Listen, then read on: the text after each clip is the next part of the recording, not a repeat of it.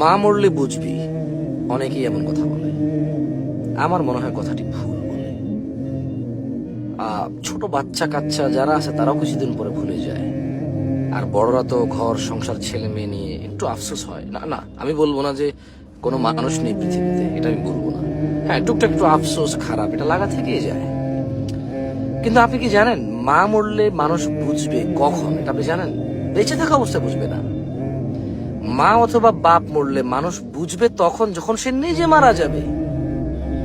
যখন সে হঠাৎ করে তার মা অথবা বাপ দুজনই বৃদ্ধ ছিল, বা যে কোনো একজনকে সে পেয়েছে আর ওরা মারা গেল, আর কোনো এক জুমার খুতবায়, কোনো এক ওয়াজ মাহফিলে, অথবা কোনো এক বই সে পাতা উল্টিয়ে দেখবে যে আল্লাহ নবী সাল্লাল্লাহু আলাইহি ওয়াসাল্লাম বলেছে যে মানে ওই লোকের চাইতে হতভাগা আর কেউ না, বা ধ্বংস ওই লোক হোক যার বৃদ্ধ পিতামাতা সে উভয়কে অথবা যে কোনো একজনকে পেল অথচ জান্নাত নিতে পারলো না।